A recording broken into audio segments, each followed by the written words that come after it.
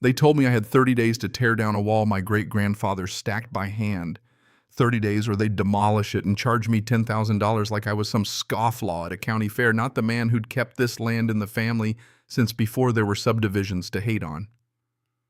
Karen Miller said it at the HOA meeting into a cheap microphone that made her sound important, and for 3 awful seconds I felt like I was back in a foxhole, only this time the enemy wore a hot pink tracksuit and carried a clipboard. My name is Frank Caldwell, Sergeant Major, retired United States Army Corps of Engineers, and for 25 years I built things to last and then came home to protect the one thing that mattered more than any blueprint family history. That stone wall along the road, 4 feet high, 200 feet long, wasn't just a fence. It was a ledger of sweat, dry stack stones laid in 1922 hands, calloused from wars and winters, and a silhouette of my grandfather in a black and white photo that proved it. To Karen, it was a violation of Covenant 7.4 subsection B, and to watch her pronounce me guilty in front of my neighbors was the kind of humiliation they don't put in manuals. If that sounds dramatic, fine. Call it what you want, but it had the ring of theater. Karen sat at the head of a folding table like a queen on plastic, flanked by 2 nodding yes men who nodded with the enthusiasm of dashboard bobbleheads. The room smelled of stale coffee and the cheap wood of a clubhouse built to host bake sales and passive aggression. And when she spoke, each syllable sounded like a hammer against a piece of me I hadn't planned to lose. People shifted in their seats, eyes sliding away, pity mixed with the fear of being next. I left without saying a word. Calm on the outside, all soldier on the inside, and I swore then that she'd picked the wrong veteran to pick a fight with. Act 1 was the burst of conflict, the outrage and the insult, the public shaming. Act 2 was the long, quiet work, the part people don't see in cinematic trailers, the part that looks like paperwork and patience and a man at a county records office feeding microfilm into a reader like it was code. Emotion is for the gallery, data is for the battlefield, I told Sarah, my wife, and she made the coffee and let me get on with it.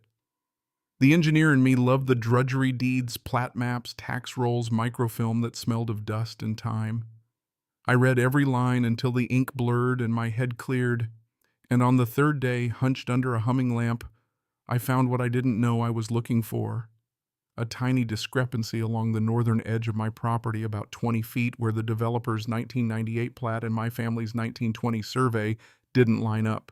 At first, I chalked it up to old surveying methods, magnetic north shifts, human error, but it's the small things that become the wedge. Karen's lawyer, Smooth Oily, on speakerphone offered up a new argument re-engagement. He called it the idea that by building a new house, I'd invited the covenants back into play for my whole parcel. It sounded scary and technical to everyone but me. I spent my life reading contracts that looked like novels, and this was barely a pamphlet. The HOA had written their own ticket. You see, a charter that limited their jurisdiction to properties built after the charter date. My wall had no permit because it predated the HOA by 3/4 of a century. That clause was a hinge. I prepared a binder, like a field manual, tabbed and neat, and handed copies to the board at the next meeting.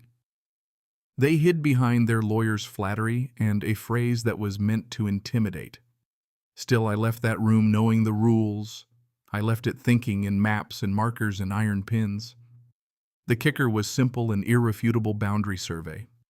Not a sketch, not opinion, but GPS-certified coordinates for the iron rods my great-grandfather had driven into the ground. I could spend money on lawyers and burn it, or I could spend money on facts, a modern survey as ammunition that courts don't like to argue with. Enter Gus, a crusty surveyor who loved history like some men love hymnals. He came with a young crew and a truck full of gear. And for 2 days, they worked the lines, metal detectors, whispering across earth that had kept secrets long enough. They found the southern pins with ease. They found the western markers like they'd been waiting for company. Then, on day 2, something happened that I still catch myself replaying.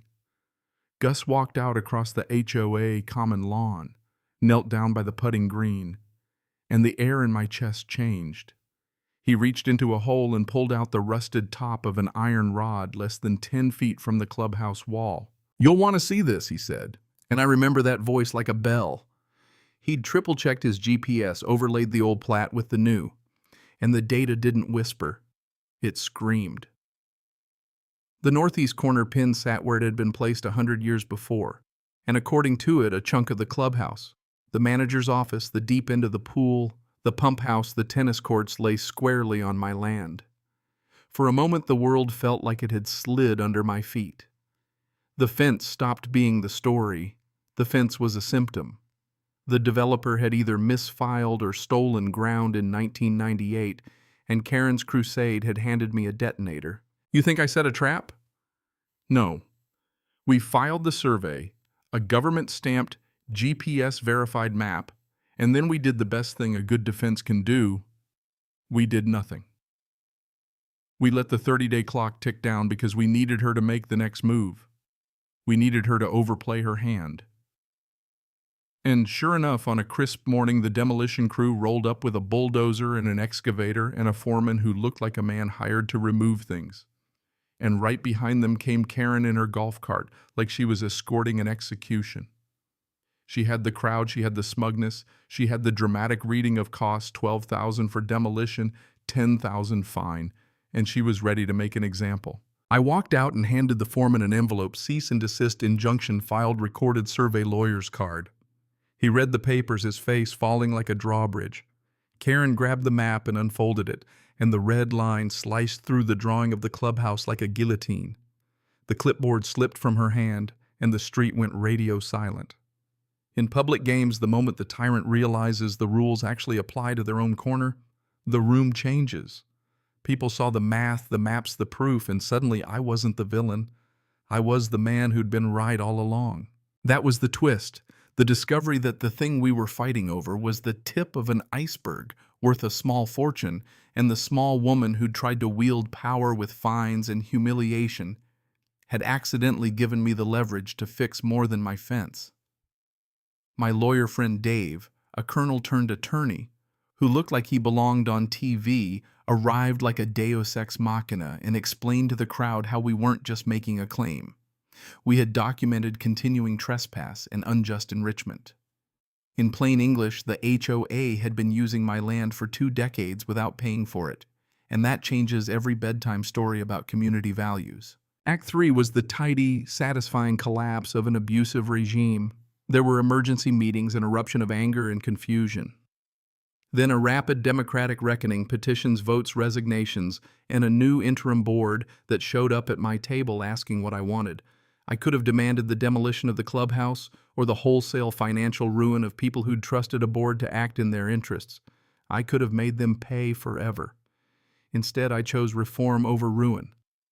We negotiated terms that would protect my family's legacy and remake the HOA into something less petty. They purchased the encroached acreage at market value, agreed to designate the wall as a protected community landmark, paid for its restoration, rewrote the bylaws to remove aesthetic policing, refunded unfair fines, and banned Karen from holding office again. Justice meted with a dose of mercy and common sense. Weeks later, I sat on my porch listening to master stonemasons reset the old stones, hammer and chisel, singing like a small righteous symphony. The wall gleamed under a new mortar that respected old work. It was being preserved, not punished. We used part of the settlement to found a community trust, a playground for kids' scholarships for local students, a legal aid fund for anyone targeted by petty governance, small investments that turned a wound into something that could heal the whole neighborhood. If there's a lesson in all this, it isn't never join an HOA or always fight. Its humbler power unchecked tends to rot, and small cruelties accumulate into a culture that believes it can do what it wants because no one challenges it until someone does the work nobody wants to do. Patience, precision, data, and a little moral courage beat theatrics and spite every time. And also check the survey map before you declare war, because maps don't care who has the loudest microphone. So, yeah, the wall stands. The community is better for the fight, and Karen, she read an apology in a drab suit once, then she left. I got the most satisfying moment in all of this watching those stonemasons work. There was a clink of hammer on rock that sounded like a verdict, not just mine, but the town's. People started talking to each other again. The Garcias painted their door cobalt blue. Mr. Henderson put up pink flamingos, and life got a little weirder and a lot freer. Now I want to hear from you.